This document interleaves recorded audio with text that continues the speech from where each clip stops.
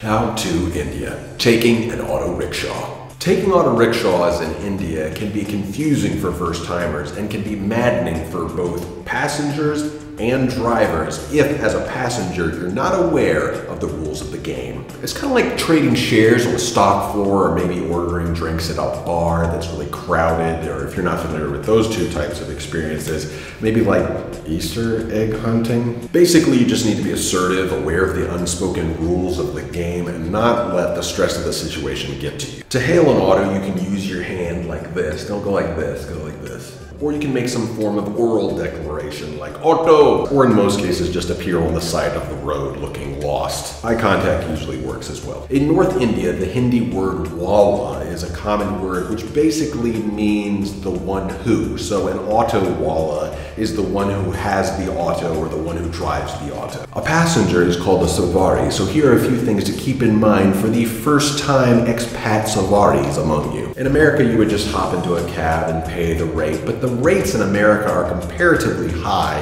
even when you take into account cost of living. A 1-mile ride in a New York City taxi cab would range from $6 to $15 depending on the amount of traffic, and the meter accurately calculates that. But in India, the same ride would be a max of 25 rupees, no matter how much traffic it was. Even when you take into account the drastic differences in living costs between America and India, the fact is that auto drivers in India still have a ton of expenses, and stuff isn't always cheap over here. People assume that it is. And if the auto driver has families, there are all sorts of other modern necessities that are still expensive relatively. For local Indians, getting the metered rate is not only expected, it is the law. But if you're a foreigner who does happen to have more than just a living wage and has expendable income and a pretty comfortable life, it's my recommendation that you strike a middle path between two different types of foreign reactions to auto wallas in India. On one hand, you have the naive rich benefactor who makes life miserable for every future foreigner by his excessive tipping. But then you have the other extreme, which more of us go to, I feel like,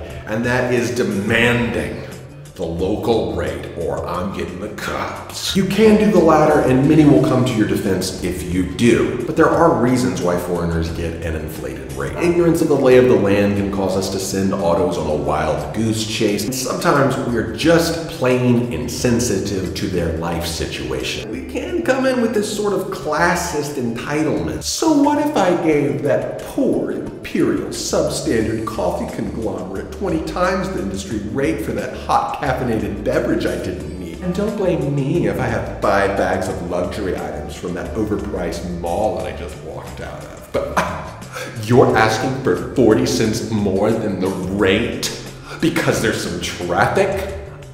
As usual, I recommend a third path, and that involves bargaining. Try to think of it as a good-natured competition. Here's a few suggestions. If they come up with a ludicrously high number, come up with an equally ludicrously low number. Be comical. I mean, don't even get mad or indignant. If they say 10 times the price, say 1/10 the price. If they say double the price, say 1/3 the price. Don't start with the meter, start way below it. If you can settle on the meter, you win the game. But there are extenuating circumstances that complicate the matter. If you come out of a mall and there are a line of autos waiting there, chances are they have some kind of agreement. I guess like some sort of auto union. And my suspicion is that they would have some deal with someone who lets them hang there, and they basically toe the line and they will not budge below a certain agreed upon rate, especially when a foreigner is involved. Try your best, but oftentimes you just have to try to find someone who's driving by, and sometimes those guys who aren't affiliated with the little line, they might just take you right immediately for meter. And I'm honestly just much more willing to give my money to the guy out there pounding the pavement looking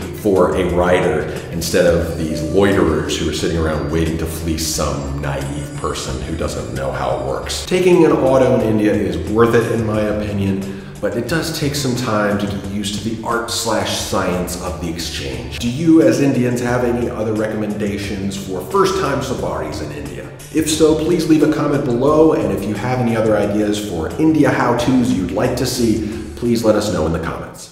Thank you so much for watching! If you enjoyed this show and would like to see it in its narrative entirety a month before everyone else, please consider clicking over here to support us on Patreon. We promise monthly shows about our family's cross-cultural adventures from America to India and beyond. Next month, it's all about cricket, so we finally dive into the world of cricket and get on the pitch and get a sticky wicket or something. I'm still learning the jargon.